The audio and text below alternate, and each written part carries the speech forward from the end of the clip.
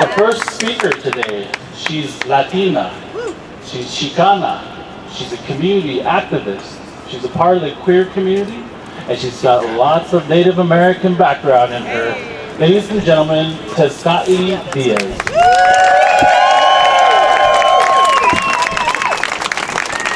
Hey there, everybody.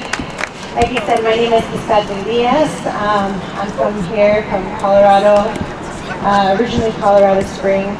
I had a little speech prepared for you that I've been thinking about for a few days, but today feels different. And so, if it's okay with you, I'm going to give you a little bit more about what's on my personal heart right now. If you look around the crowd right now, I want you to actually turn your heads, look around at one another. You're seeing less and less people that look like me at these demonstrations. I was born here, but today I had to face the real reality that I could be one of the first people swooped up if the police or ICE decided to do that. I've been told to my face before that my Colorado state ID, my Colorado birth certificate wasn't enough, that I couldn't prove anything with that documentation because I could easily fake it. And so I just want you to take that into account right now, that we need more and more people to show up because more and more people like me need to stay home. And it's been really tough. My dear friend Jeanette is still in detention. And while there's getting more and more public recognition of her story, she's actually more concerned about the rest of the people that are in there. Her Asian friends that she's met that have absolutely no money to make phone calls to attorneys, to other fellow Latin Americans from South America, not able to speak to their spouses just on the other side of the wall within jail. And so what I'm going to ask of you today is to actually support that specifically. Be in contact, try and reach out to these folks who have the ability to put money into their bank accounts just so they can get some words of hope from their own relatives. And so if you don't have a pathway for that, you can speak to me after. I'll be around, but there is ways to give contributions to those folks because they need legal defense funds and they need to be able to talk to their families and their friends in this really dark time.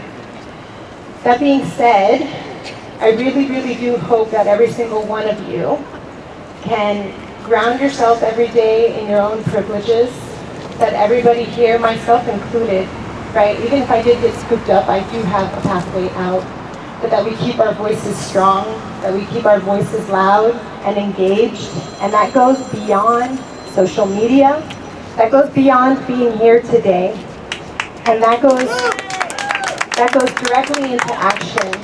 And what I mean by action, for me personally, what I've been thinking and sitting with for quite a few weeks now is our potential to get on the offensive and to quit reacting because, by God, it is exhausting.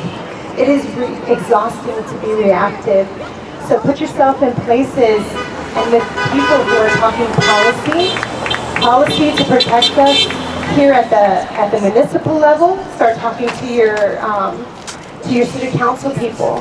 The school board elections are coming up. You need to be talking and asking candidates who's going to be protecting our undocumented community so that kids can get an education and not in the shadows.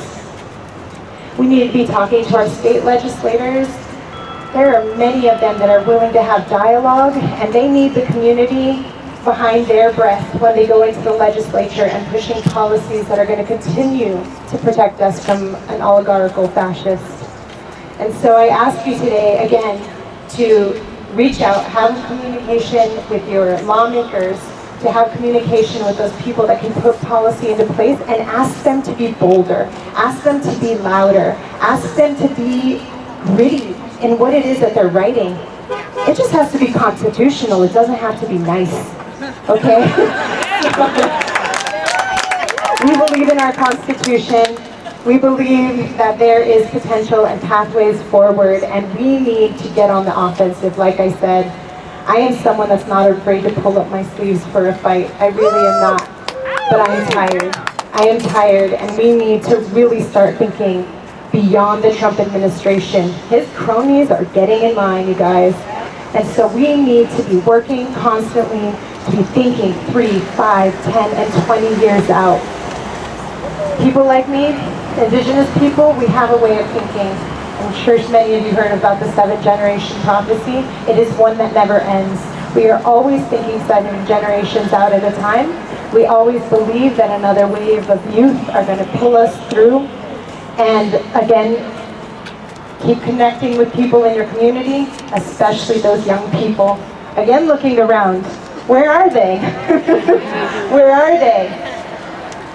We got to meet them where they're at.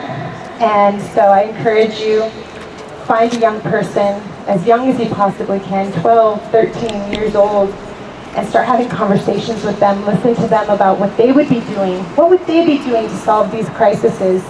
We'll get the influence of what we need for the next generation to come. All right, thank you so much for your time. Stay strong and keep up your hope.